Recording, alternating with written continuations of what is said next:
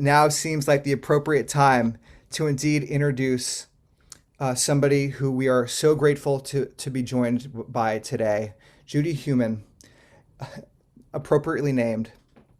A lifelong advocate for the rights of disabled people, she has been instrumental in the development and implementation of legislation such as Section 504, the Individuals with Disabilities Education Act, the Americans with Disabilities Act, the Rehabilitation Act, and the UN Convention on the Rights of Persons with Disabilities. She served in both the Clinton administration and Obama administrations.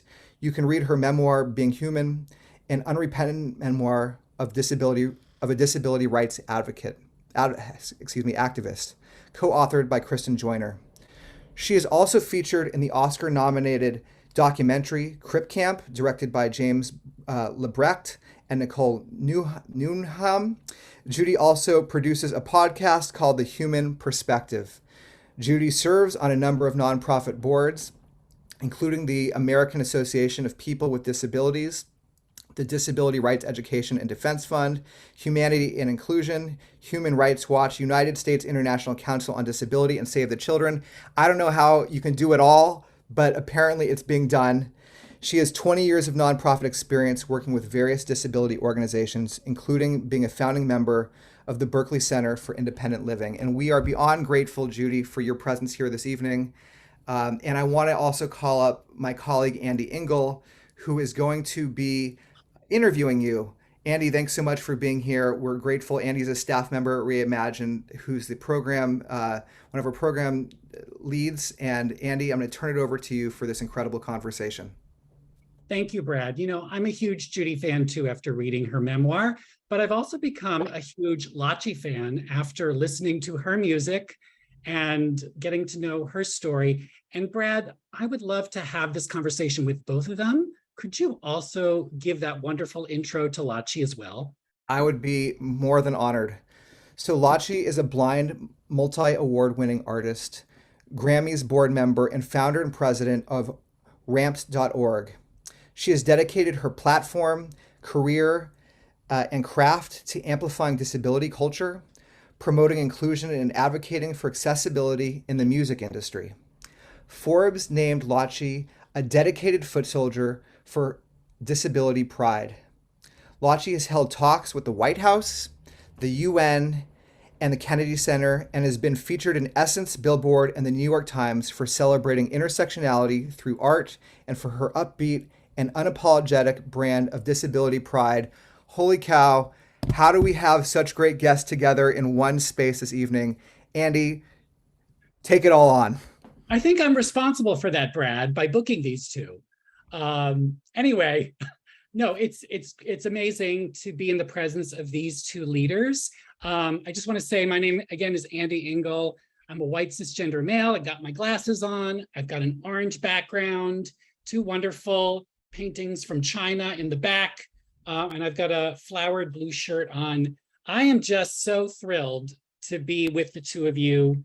And what's great about having the two of you together, Judy and Lachi, is that you're both friends, you're both colleagues, and you have these shared experiences, but you also have very divergent experiences. You know, you're coming across from different generations, you're coming across from different spiritual traditions, different cultural backgrounds, religious backgrounds. First, we can get into all of that, but first I want to talk about your shared love of the arts, particularly music. And I want to know from each of you how you found your way to music. Now, Judy, of course, is not a professional musician at this time, but at one point, Judy, you were studying music and voice, correct? Yes. Can you tell us So about actually how, first of all, thank you so much for inviting me. And I'm thrilled that Lachi and I are doing this together. For any of you who ever listened to the podcast that I'm doing called The Human Perspective, Lachi's music is part of the music that we play on our program. So we've known each other for a number of years now. I think pretty much started around the pandemic, actually. Yeah. And so we only met each other face to face pretty recently, like in the last 6 months. for those of you who know neither of us, listening to Lachi's music, I think will be very joyful. And I want to also say that if you look at the pictures of myself and Lachi that are used for this event, Lachi is very seductive. She's always wearing these really great outfits, and she's seductive. I, on the other hand, would not say I'm seductive. I don't know that I've ever been seductive, but the two of us meld together because we very much have a similar vision. How did I get into music is really an interesting story. I had polio in 1949, and my parents decided that instead of giving me like occupational therapy, that they would give me piano lessons.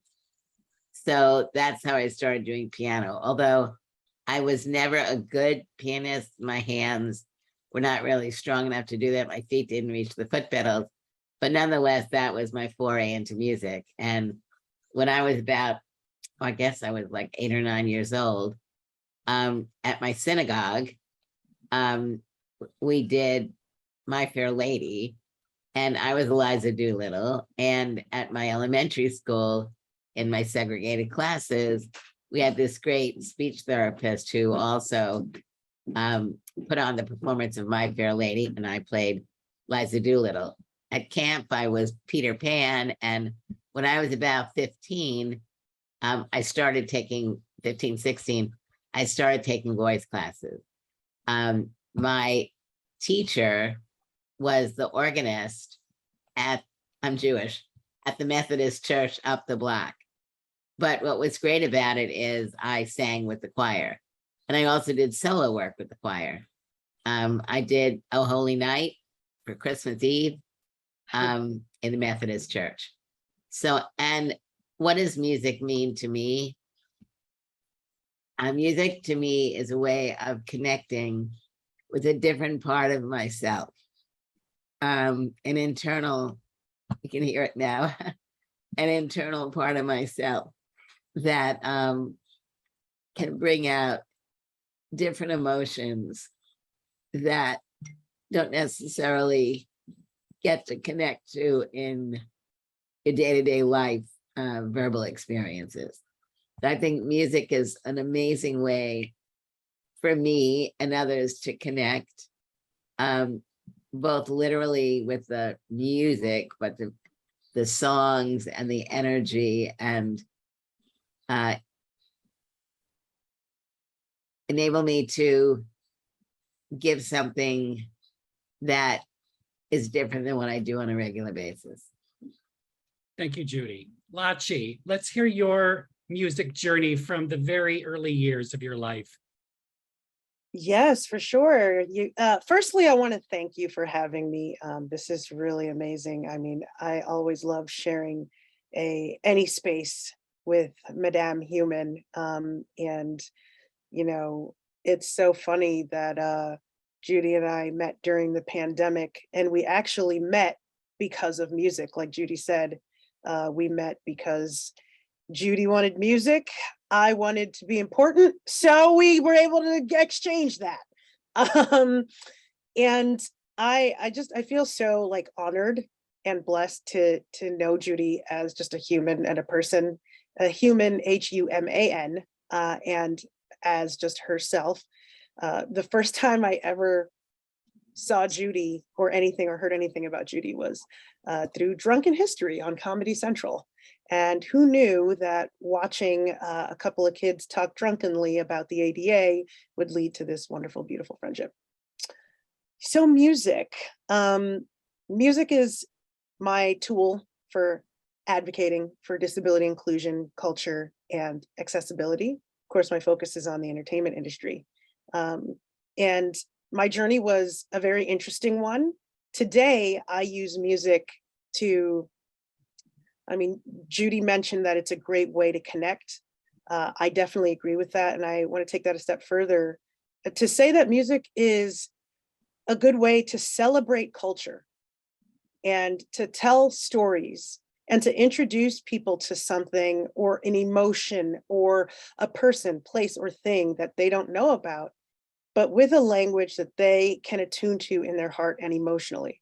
So it is really a key and unique way to introduce people to culture. And that's why I utilize that in my advocacy in order to bring people into disability culture. So my journey honestly started with me really loving music and really being interested in music at a very early age, 4 or 5. My parents got my sister a keyboard, and she was a couple years older and she didn't want it. She hated it. So she threw it in the garbage. The story is that I picked it out of the garbage and started playing it. And I was like an instant Stevie Wonder. I don't know. I don't remember that memory of picking a keyboard out of the garbage, but that's how my mother tells it. Fast forward, my parents and my teachers and everyone in my life really wanted me to pursue a straight and narrow career because of my blindness. They wanted to make sure I had a backup plan, that I could get a job and this and that. And so I did deny a lot of my want and feel for music. And I couldn't blame them. I mean, there wasn't a lot of me's on television for them to point to, or even myself to point to. But I broke free of that. I broke free of just the stigma and fear. And, with the help and support of my mother, decided to quit my day job and run through this career. And it's been nothing but a blessing, especially now that I've really embraced my disability through seeing amazing women do such things like people like Judy Heumann. And so that's my story, and I'm sticking to it. I think music is just such a powerful tool for communication. It's something that everyone understands. And with disability being something difficult for people to understand, my goal is to use music to get them to. I mean, I think one of the other important parts about Lachi, which you haven't discussed yet, is that transition from you have to fill in the blank. I don't want to put a word in, but Gotcha. your vision has changed over the Yes. years. And, like many people, you were transversing a society that you were learning about just because you were a kid growing up, plus with the complexities of the issue around your vision. So how did you transform yourself? What were some of the steps that you ultimately decided you were going to take? First of all, I'm very honored that you're asking me a question. I feel like I'm back on the podcast, which was like the funnest podcast, by the way. During the middle of it, Judy was like, "You need to tell me what makeup brands you use." I was like, "Okay, girl." But that's a really good question, especially since we're talking about grief. It's interesting. So I've always had low vision, right? I've always been legally blind. But over like the last 4 or 5 years, my vision has been like drastically degrading. So I'm going from low vision to no vision. I'm on that journey. And, I love to tell people that as my vision depletes, my, I keep forgetting, my quality of life increases. And the question is, well, how is that? Why is that? A lot of folks would go through a grief period, especially if they were either like non-disabled for most of their life, and then they're becoming disabled, or they get some kind of diagnosis that they're going to be disabled. There's a grief period.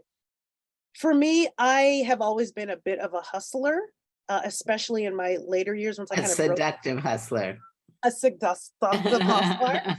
Check me out, Lachi Music. Oh, Google me. That's what I always say. Google me, Lachi. But honestly, I didn't go through a grievance period. I think and maybe this is something I need to start to grapple with, but I've never gone through that period of, oh no, I'm going to lose my vision. What do I do? I think my first thought was, my first thought about anything is, how do I turn this into a business opportunity? How do I capitalize off of this? Because at the end of the day, it's going to happen. And I may as well figure out, what can I do to turn this into a positive? And what I ended up doing not long after that diagnosis was I put together a bucket list of things that I wanted to do, like skydive and meet certain people. I always wanted to meet Molly Burke and Lucy Edwards and Haben Girma, and just like a bunch of blind people I had looked up to. And so I did. I went and I just started doing everything I wanted to do. And then my bucket list I was done. So then I was like, holy, I'm still alive. I'm fine. Let's just keep living. Like, let's just keep going. It doesn't stop the buck doesn't stop there. So I know that that's not a normal story. That's more of a rare story because of societal stigmas really dictating to people that you should be afraid of disability. I mean, when we talk about language, people are even afraid to just say the word. So imagine if you have one and everyone around you is afraid to talk about a part of you. And so I think that's really, you talked earlier, Judy, about how we have like some similar goals and things in common and similar mindsets. And I think that's one of the really strong things that we have in common. Just this notion of being proud of who you are, being unapologetic and unafraid of who you are, the fact that you have a disability, and accepting it as part of your identity, but not just stopping at acceptance, but going towards celebration.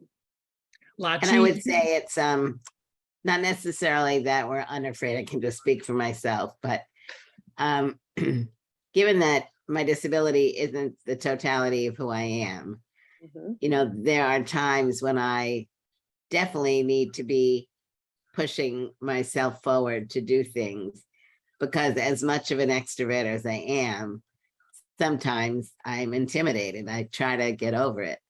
I wanted to just for a second mention the prayer that we said in the beginning. And I think the word death is in that prayer. Is that the word, Brad? So I don't like to look at the passing of people as dead. I like to look at the passing and remembering people and the contributions they've made. And for me, that's really important when talking about anything, but certainly in the area of disability. For me, it's important to think about important people who are my friends, close, intimate friends, but also family, but also people that I maybe never knew because they died before I did.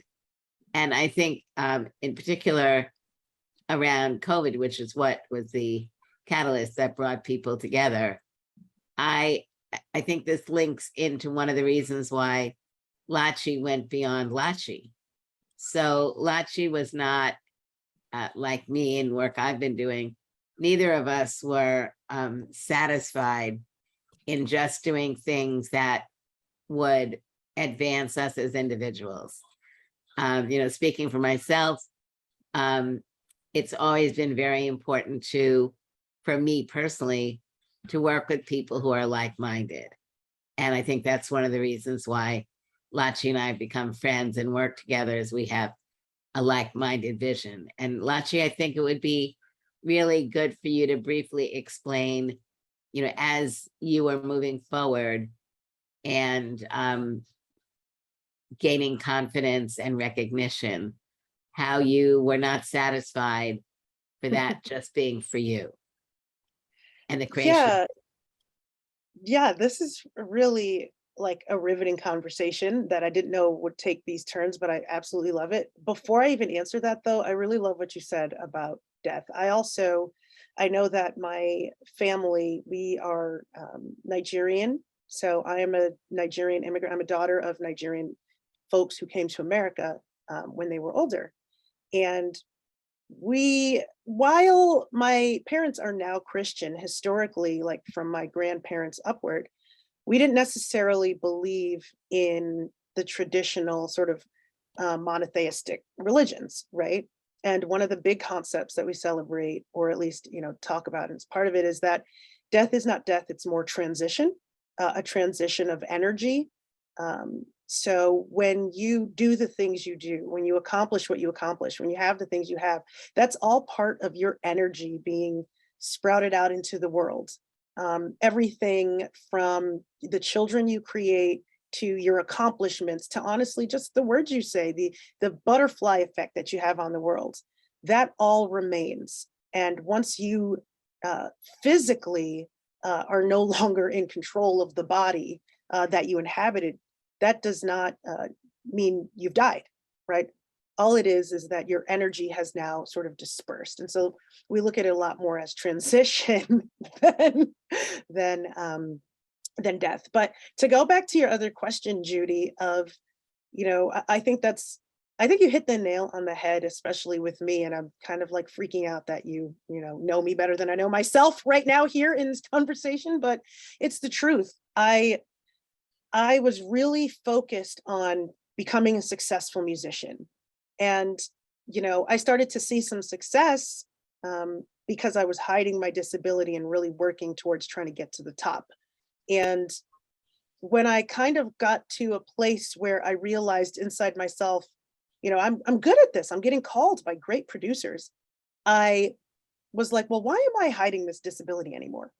So I became outward about it. And then I realized, I think the perfect example is I went to the Grammys and I said, hello, everyone, I'm blind. And everyone marveled at the fact that I was the first blind person or even person with a disability they'd ever met other than Stevie Wonder. And that floored me. I thought to myself, there has to be others. There has to be a place for us to be able to come together and celebrate professionals in the music industry with disabilities, so they don't have to go on this journey by themselves like I did, or they don't have to deny their disability to try to get ahead like I had to, or even that 8-year-old girl who was once me can look at the TV with her mom and say, I want to be that, and the two of them can work towards that goal together. But I don't want, there needs to be a plethora. There needs to be a plethora for that to happen. There needs to be oboe players, a white, Asian, Hispanic, LGBTQ, whatever person with a disability that can be that role model for the next generation. And so that's where Ramped came from. That's how Ramped was founded, which is my organization for recording artists and music professionals with disabilities. And that's what we do. That's the whole point, is not only to be those role models, not only to bring awareness to the industry, but also to be community for each other. And it's so funny. Yesterday, a woman named April called me up and she just wanted to talk and this and that. And it turned out she'd just been diagnosed with a chronic illness, and all of her life she hadn't had one. And she was just like a charting songwriter, and she was afraid and she didn't know what to do. And she had people to call. She had people to call, and she just newly became disabled. And there was a place for a professional musician who just got newly disabled to call and say, what do I do? Who do I talk to? People are going to look at me funny.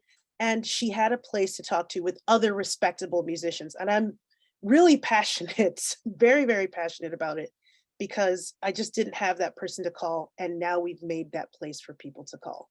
So I don't know if that answered your question, Judy. I kind of went on a rant there, but I think there is not an answer, and I think that's what's important. All of this is really evolving. I think in relationship to the discussion tonight, what's important is, many things, but theater brings, for many, their internal creativity out.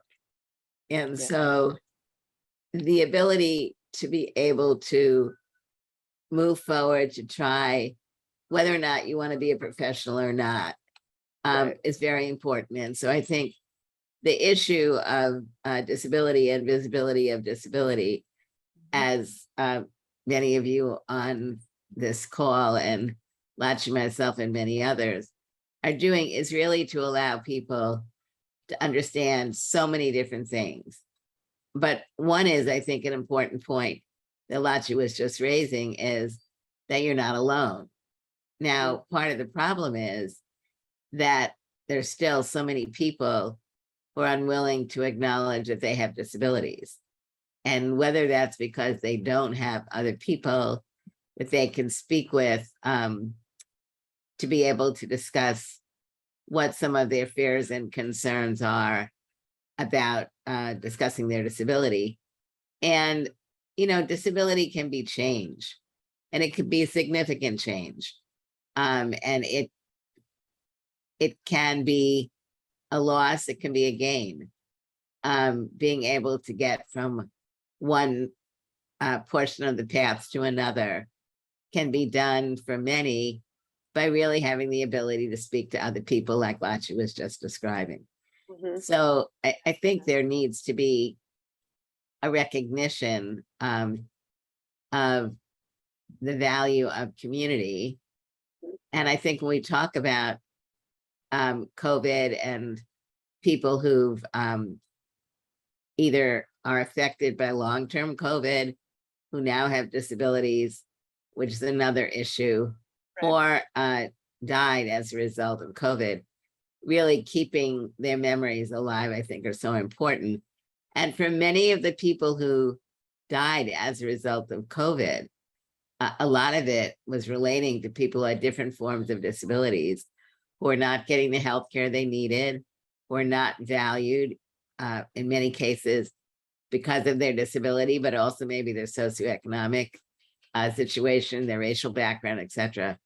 So I think what we need to learn from what's been going on over the last couple of years is how there were many people who were living in segregated environments where it was really putting people in out of sight, out of mind places. But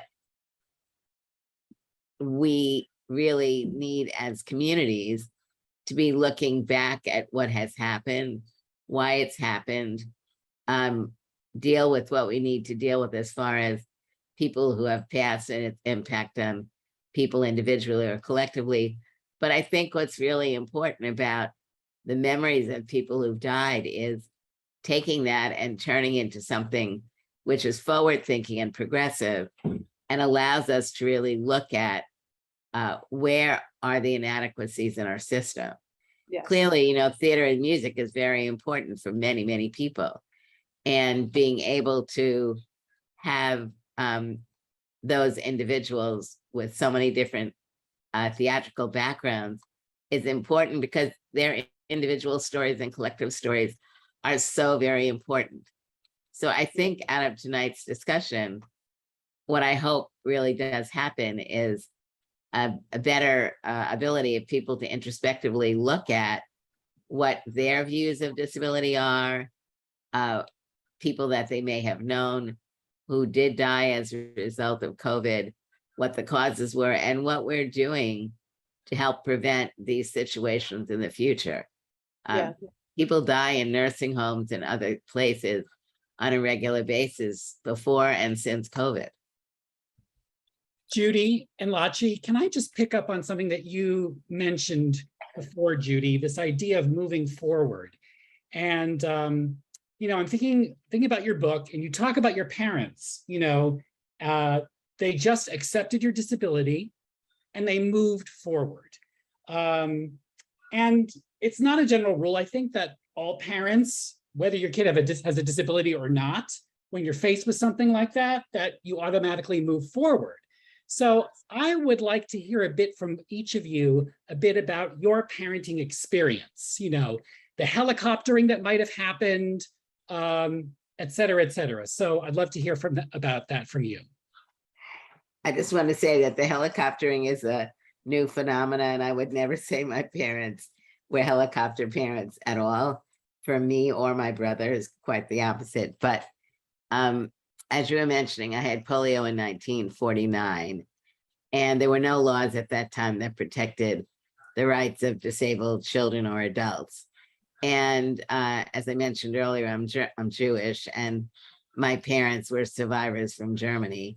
And when they came to the US and met, they lost many family members, and they were basically here continuing to grow and develop the Jewish community. And when I was diagnosed with polio, my mother was pregnant with my brother in her 9th month of pregnancy. And I just don't think, there were many things that happened, but I think they just made a decision that they were going to do whatever they needed to do and they knew very little about what to do, and they didn't know any other parents who had kids with disabilities. And I guess I'm very lucky that they both really loved Franklin Roosevelt. And if you're going to have one role model, that being a president, it's probably not a bad role model. But I think they really, I'm sure, like Lachi's parents in some way, and I don't know this aspect of her story, but they were like going through a morass of what didn't exist, because I didn't get to go to school till I was in the 4th grade. Only had a teacher who came 2 times a week for an hour and a half, one day, an hour another day. And they were kind of looking around and trying to figure out what to do.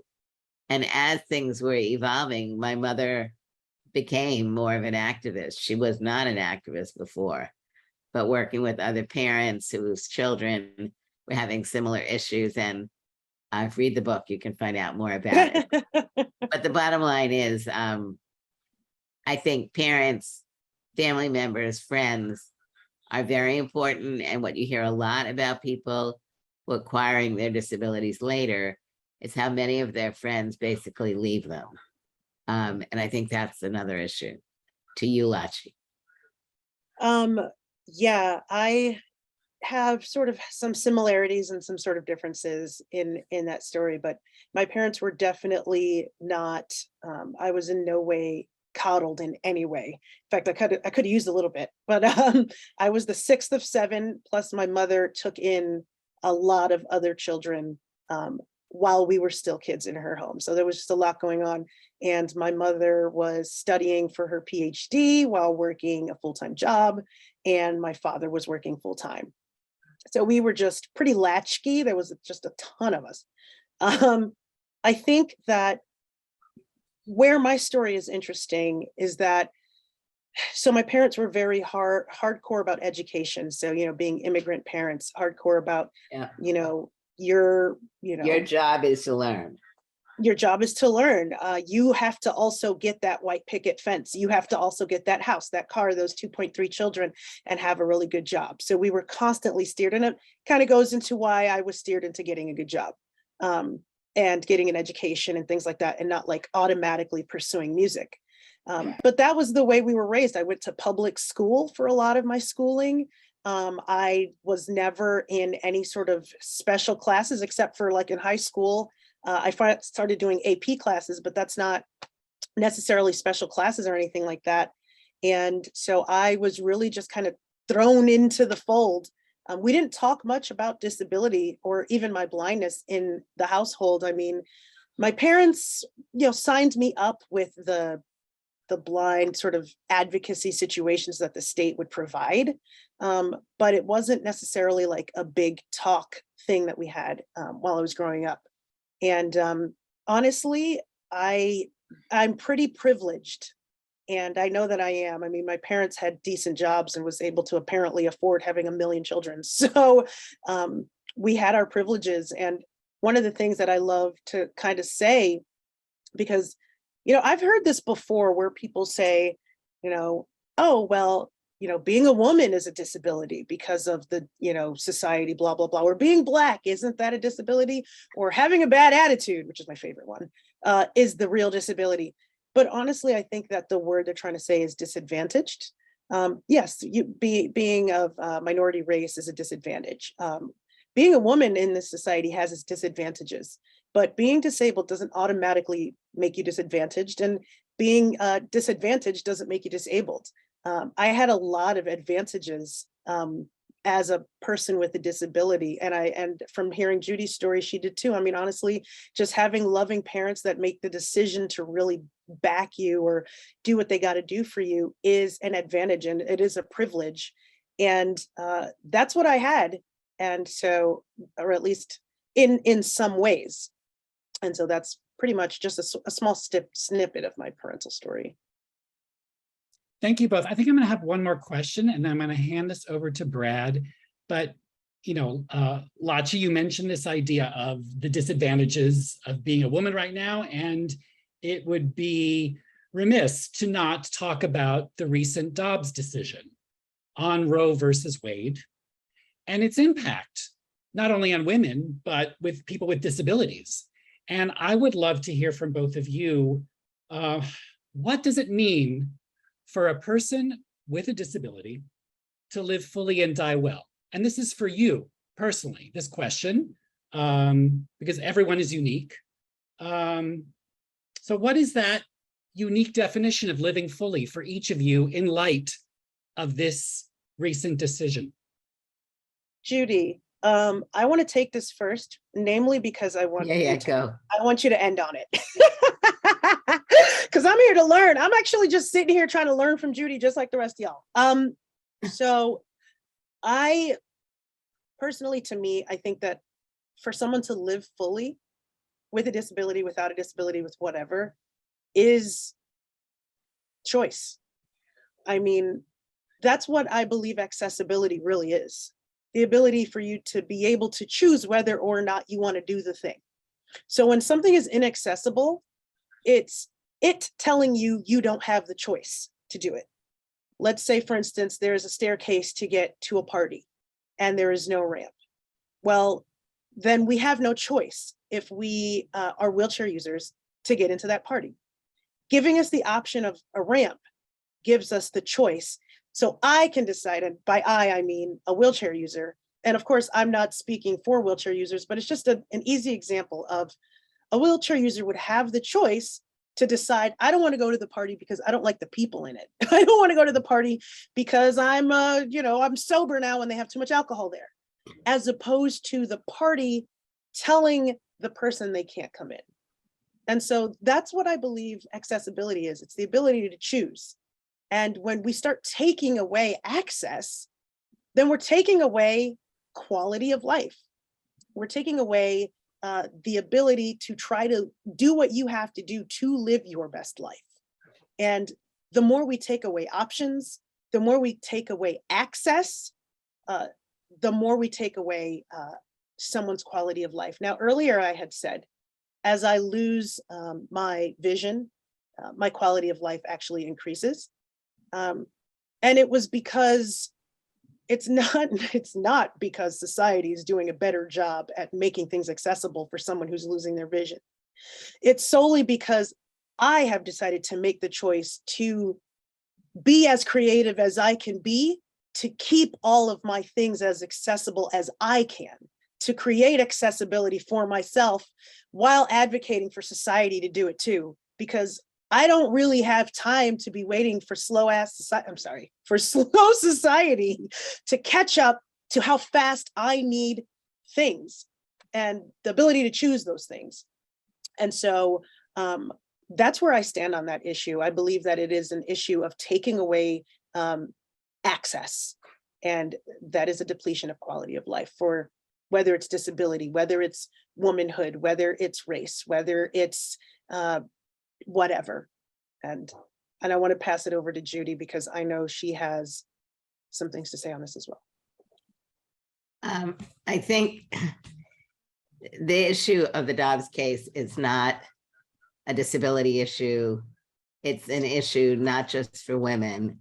To me, it's an issue for society overall. It will have a direct effect on women and on disabled women and other minority women, people who can't afford to go out of state and fly to wherever they need to do to get an abortion.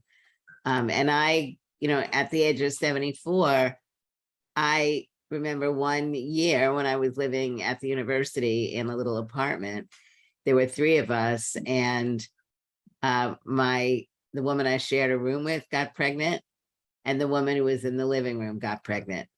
The woman in the living room chose to go to New Mexico, didn't hear from her again, but what we had heard is she was going to go and have the child. My roommate wanted an abortion, and we raised money to send her to Puerto Rico. So I remember quite directly trying to figure out how I was going to take the little money that I had in the bank account and get it out, what I was going to tell my parents who were going to have to help me get the money out. I remember what cockamamie story I told. But nonetheless, I think what we all need to be concerned about is the fact that we now have a Supreme Court that is so conservative and hypocritical, that the rulings they're doing on abortion, on gun control, on financing of campaigns, all these things we must be concerned about. So it's promising what happened in Kansas yesterday, when in fact the state did not support retracting their state constitutional amendment. And hopefully that will move forward. But I think really it's a much bigger issue for me than the discussion of abortion. Obviously, abortion is the central issue in this particular case. But I think it also speaks to the hypocrisy of those organizations that believe that life begins at conception. They believe, I mean, even the issue of separation in church or state, Jews do not believe that. I don't know about other religious groups, but it is not a sin for a Jew to have an abortion because of what we believe when life begins. So the hypocrisy is just everywhere. And the fact that the people that are supporting removing women's right to make a choice are not supporting healthcare for all, are not supporting the kinds of support services that a family who wanted to have a child, but maybe choosing an abortion because they can't afford to have any more children. So for me, at the end of the day, the disability community is very much a part of these discussions. And I personally, there's some very good articles that are coming out that are being written by disabled people, which are talking about some of the direct risks that disabled people are facing who are pregnant. And when we look at the fact that some of these people on the court are even looking at, reducing the ability to get contraception, I mean, I think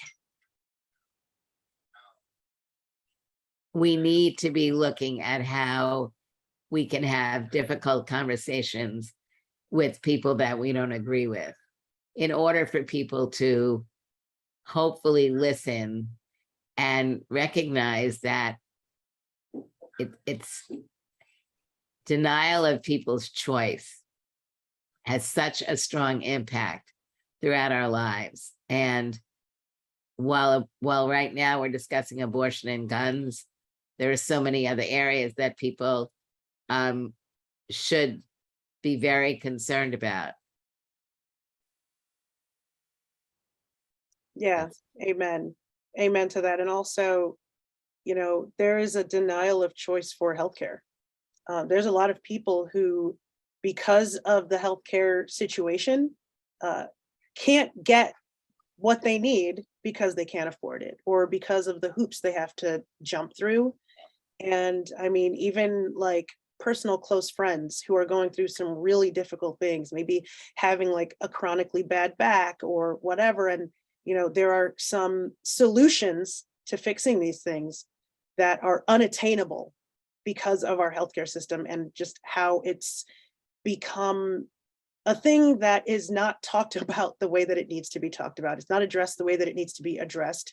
And quite frankly, if the question is, talking about quality of life and talking about choice, but literally the choice is taken away to physically have your health, then like you said, Judy, it is a much bigger concern than these smaller conversations. And also, it's not a matter of Democrat versus Republican versus this versus that. I mean, these decisions and these things that are happening are the scale is so off to one side that it's no longer people everywhere are going like, wait a second.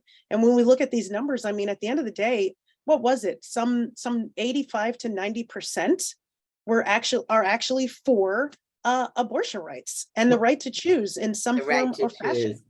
Right, exactly. The right to choose. And so, you know, what small demographic are we really pleasing here?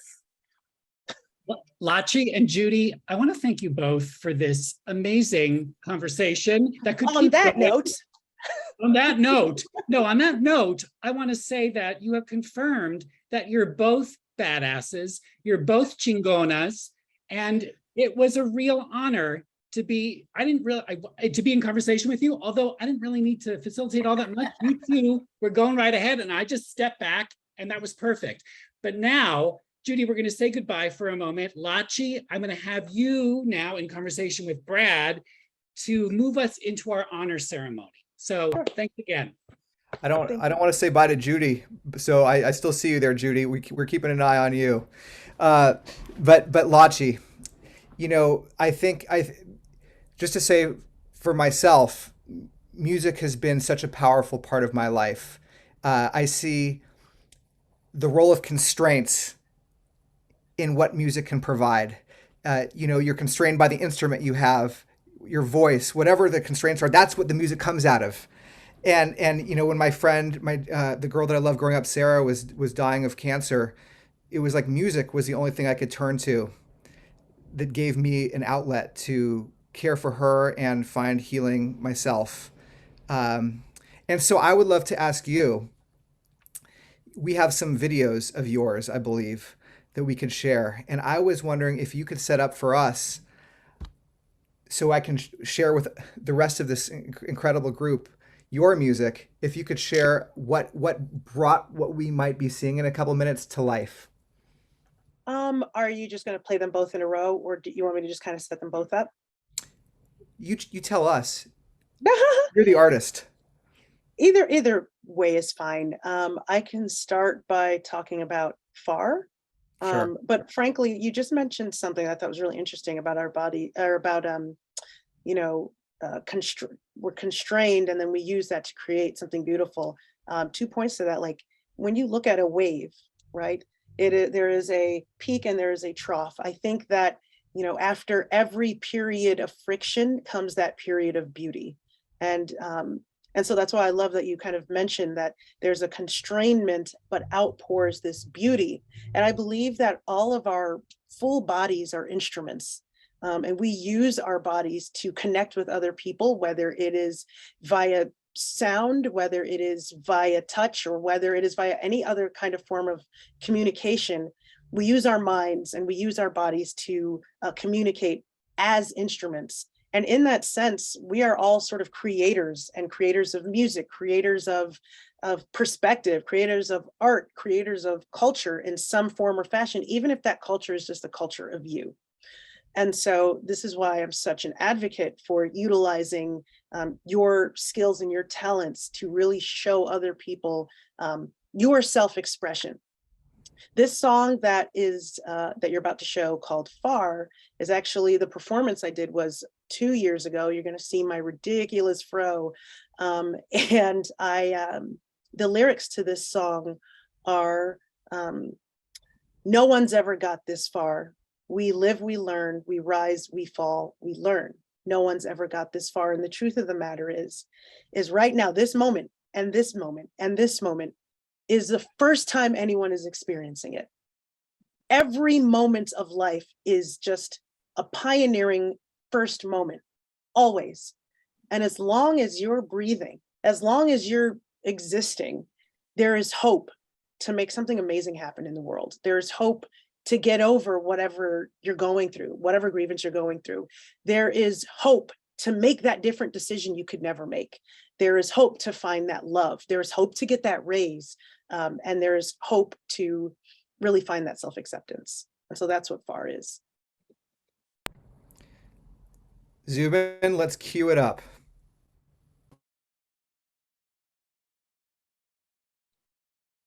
Say we're facing the wrong way.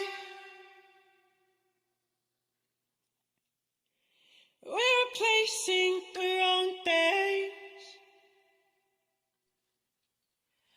And the only word we know is wrong. And the road we walk is dark and long.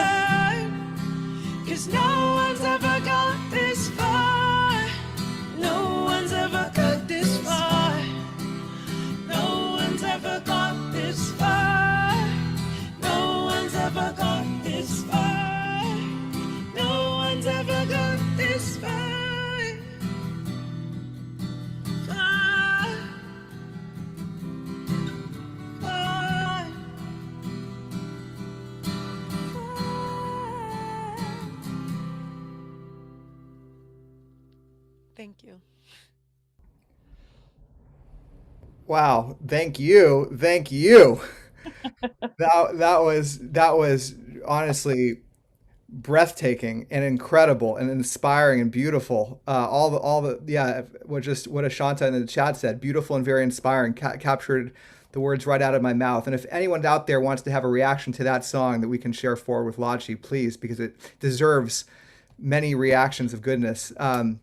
Just incredible. And as you were speaking and the lyrics of that song, as you shared, the idea of moving forward and every moment that we live in now being potentially the beginning of something. It's so funny. I like to say, and you added something new to my whole life just now with that perspective. I tend to say, that our whole lives, and I only say this in good moments, and this is one of them, though it's true in all moments, but I only say it in good moments, that our lives are all culminating, right now in this moment.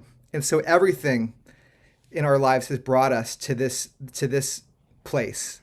And so when we think about our journeys and everything that came before, it makes sense that you and Judy are here together in this conversation, for example. And you can think of all the stories in your lives that brought you both to this room, talking about loss and disability and love together. And obviously in this conversation, we're also thinking about, as we think about what brought us here, the things that shape us and the loss that we've had before, that maybe brought us to the life that we live and we honor.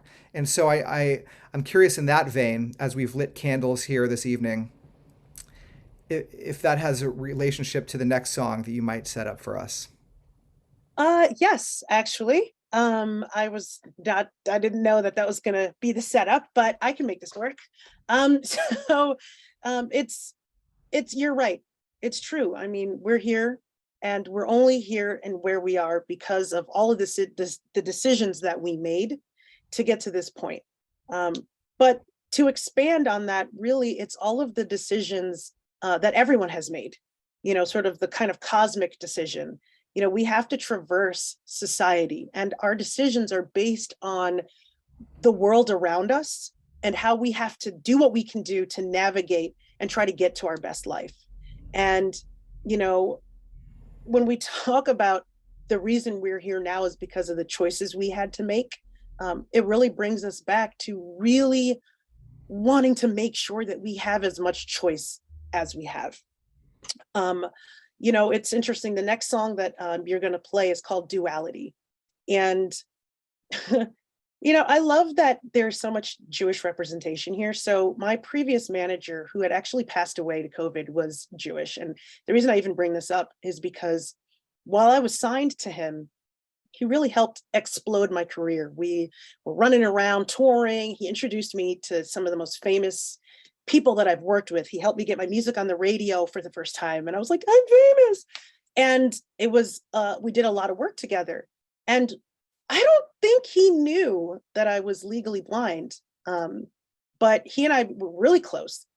But we were struggling to kind of get to that next level. And I remember he sat me down and he said, tell me more about you. And I had said to him, I'm, Black, but I was raised white. I'm a girl, but I was a tomboy. I am, I tell people I'm in a heterosexual relationship, but I don't think I'm heterosexual in a good way, in terms of my partner and I are just very flowy. I am blind, but I was raised not blind, as I told you guys earlier. And I just told him about how I just really traversed the world in this kind of duality of humanness, because I just have so many different underrepresentations that I feel like I'm just having to try to be two different people all the time. And that was when I revealed to him that I was legally blind. And, he was very, amazed. And as we continued down our journey, he really wanted me to explore that more. So he was one of the first people that told me that, hey, utilize your disability in your career and in your music, tell people that story. And he said something like, I'm inspired by you, Lachi. I'm inspired to be a better person. I'm inspired to go out and actually like talk more about my things that make me vulnerable, watching you do what you do. And I'm a rich Jewish guy. That's what I remember. He's like, I'm a rich white Jewish guy, and you inspire me. And so that really touched me. And so I wrote this song, Duality, because of those conversations we were having. And he was obsessed with this song. He was like, we have to put it out. We have to do this. We have to do that. And when we were gonna go and try to get it signed by a label. He and I actually got into a big argument. And then like a week later, I came over to his like place with a gift to kind of be like, all right, we're cool. And then a week after that, he passed away due to COVID. And so I'm just really grateful that we got to kind of rekindle. And so this song I performed at that same concert, and I dedicated it to Gary Salzman, my ex-manager. And so I wanted to give you guys that whole context about how sort of deep that performance had meant to me. Duality. Big shout out to Jeff Frenzel on the keys.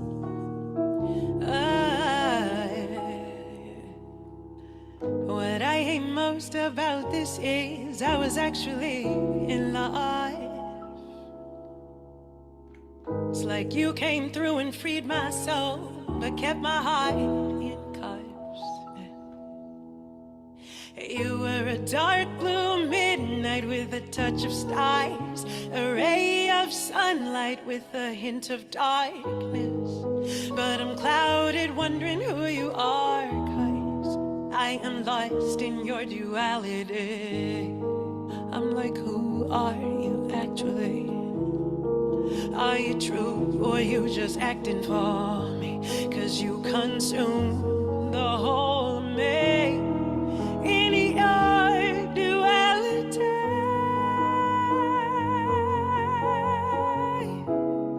In your duality.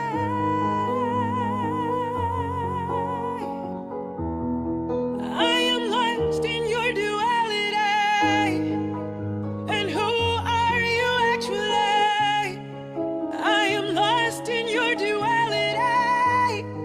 In your duality. In your duality.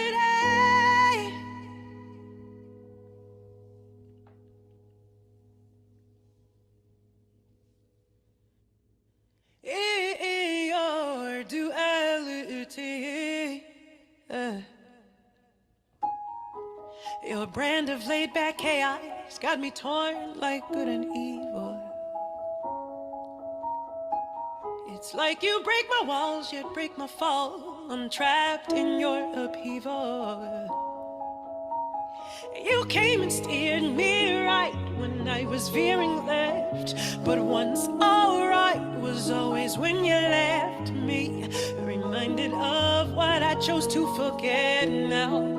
I am lost in your duality. I'm like, who are you actually?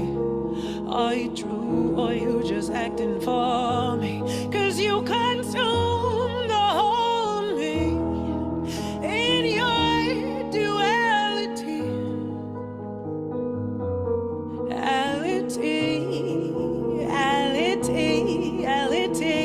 Ality.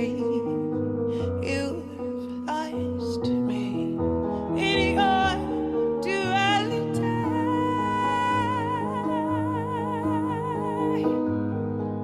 In your duality.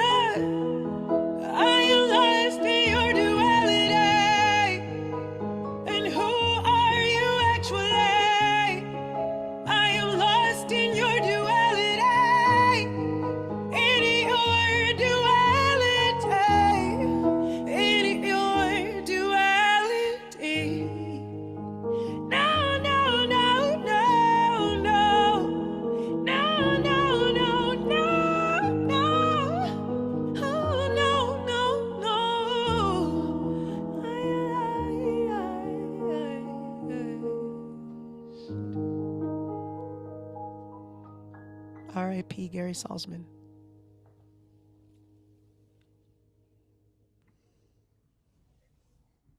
Okay, now I'm like gonna mess up my makeup. Right? Yeah. What a way to, to channel an experience of honoring somebody through creativity and if creativity is just a reflection of your being, you really just clearly had some amazing things to channel in that performance. The timbre of your voice is just so resonant. Um, yeah. Thank you. I mean, I think that outlet is a really resonant word for that. It was just, sometimes you hold something inside and you don't know what to do with it. And sometimes you just need to use your creative juice to just say, God, tell me how to deal with this. And I think that's what that was. And this is really truly the perfect segue into the honor ceremony that we're about to have, because I reimagine we like to think that creativity can be democratized. There's so many forms of expression, but because we're so quick to judge, not everyone is going to have as a voice like yours. But we can all express in our own way, and even one way to express is simply through sharing a name, through thinking a thought, through channeling an energetic sense out into the ether.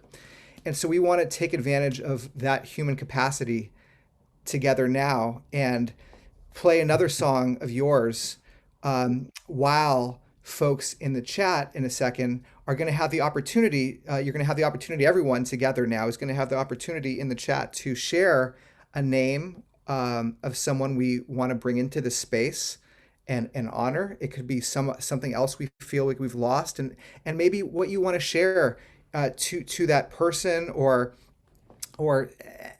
anything you'd like to write right now in your chat expression about why you want to bring that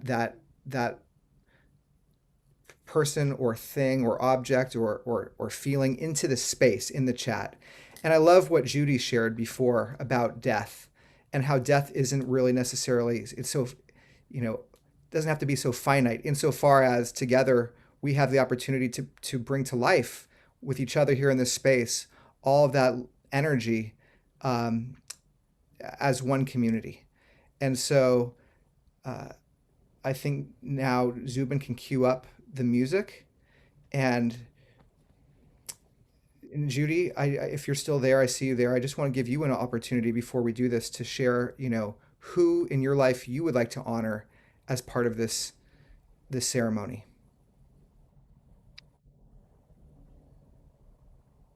My parents and too many other people. But I think, yeah, they're the reasons why I am here. So I honor them in a way that's different than I honor individual people. But there are hundreds of people that I honor. And I honor the people who, through no cause of their own, are suffering and dying, and famine and pollution and flooding, and I don't know them individually.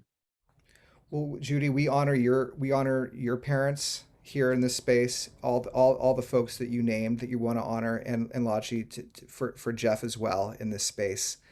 Thank you so much. And so let's cue the music and begin. Feel free to write names in the chat and anything you'd like to share now.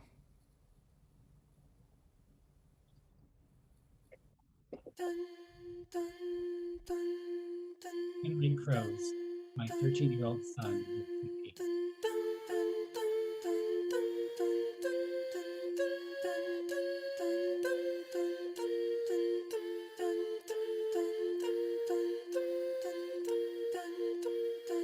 Henry Crows, my 13-year-old son, Sophie, Mary's grandparents,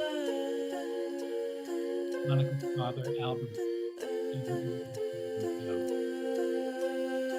Laura Hershey, the love teacher, dear friend, powerhouse,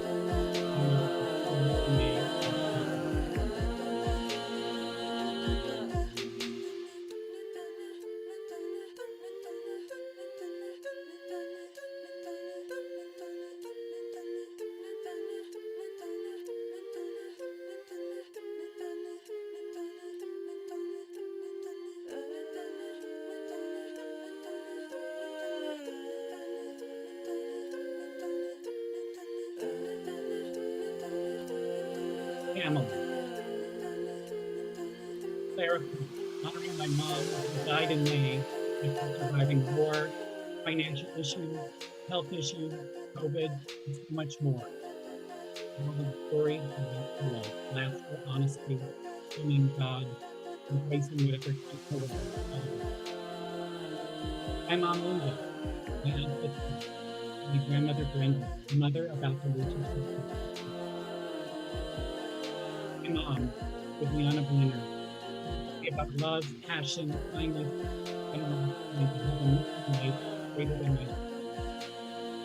Sarah, Zoe, Gabriel, Jesse, Michael, and Summer, and my mother. Scott Crane, my friend and activist who died of COVID. Remembering Julian Dombrowski. Edwig Vika Lamas, who just lost her father and mother-in-law within a week from each other, and is now dealing with her own self-care. My heart donor, transplanted February 24th, 2021. Gwen and dear friend Emma. My brother Chris, who loved me as I am, who died of COVID 2 years ago. I also honor the memory of my beloved sister, Miriam Jenny Reisman Levy. May her memory be blessed.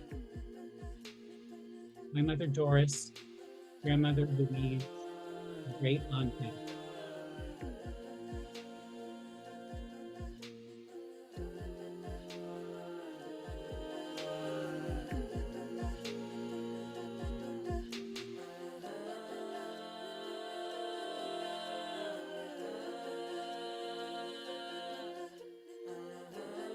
Alvin Kingsley, my uncle who died due to COVID. He was an amazing college professor and a great support friend.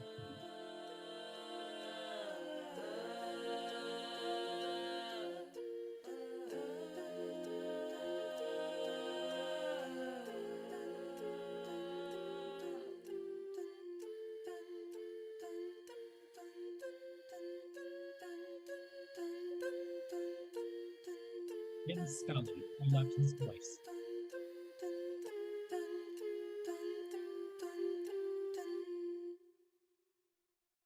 My mom, who lived with multiple disabilities until 90. My friend Rowan, who has showed me how to be a disabled person and a social justice activist. Well, thank you, everybody, for and feel free to continue sharing names if you have anything in your heart that you want to share with us and bring it to the space. And Andy, thank you so much for reading aloud what was happening in the chat. It was special to hear the names and the notes read aloud. And thank you again to Judy and Lachi for inspiring us to read these things aloud and bring a new paradigm into our purview for this special ceremony. So many names in our hearts. Thank you, Evan. And so yeah, what a space you've all created together. And with that is the honor ceremony. Now it is time for our closing ritual. I'm going to bring back the screen for a second so we can pull up this closing prayer here. And I want to invite back Zubin, Dara, and Chris to help us extinguish our candles together. And so again, Zubin will read, then Dara, and then Chris, and then upon the third reading, I'll invite everyone to simultaneously extinguish our candles. So Zach, I'm sorry, Brad, this is Judy. So I've lit a yard side candle, Don't. which, as you know, you Yes. don't blow out. Well, thank you, Judy, and again, thanks for also bringing into the room the freedom of choice that we have, and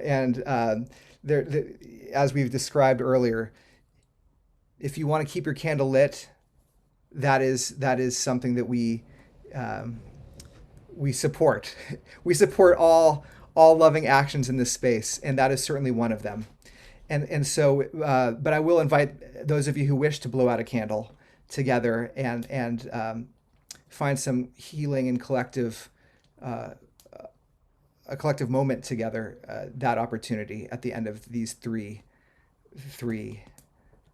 prayers.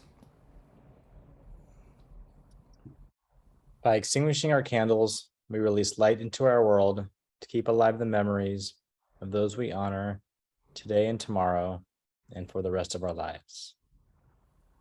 By extinguishing our candles, we release light into our world to keep alive the memories of those we honor today and tomorrow, and for the rest of our lives. By extinguishing our candles, we release light into our world to keep alive the memories of those we honor today and tomorrow, and for the rest of our lives. So if we look out together in the gallery view, I'll count down and we can, if you so choose, extinguish your candles as a community. 3, 2, 1.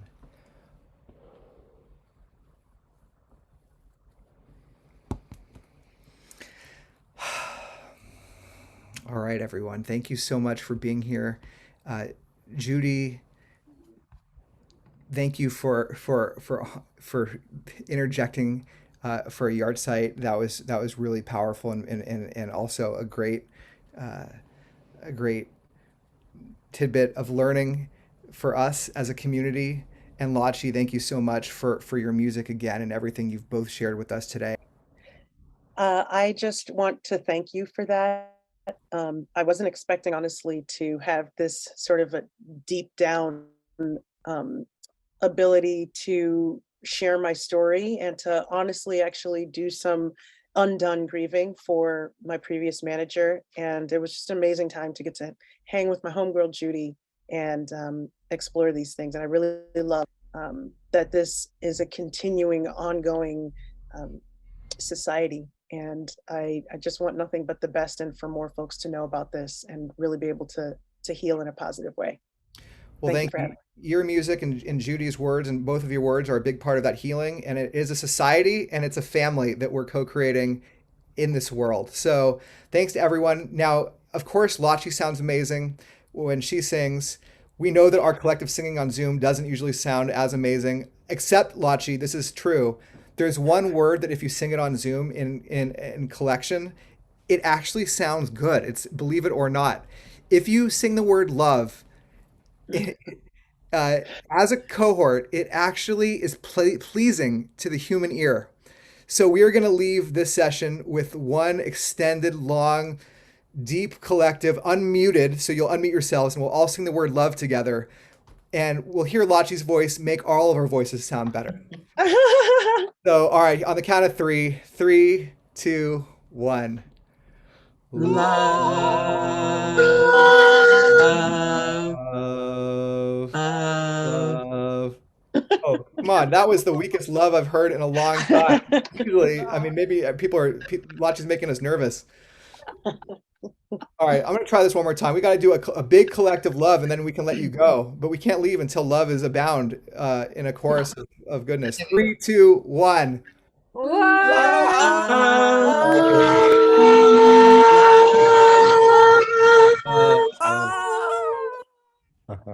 All right, we have some work to do. Thanks everybody for this wonderful evening. That was sweet.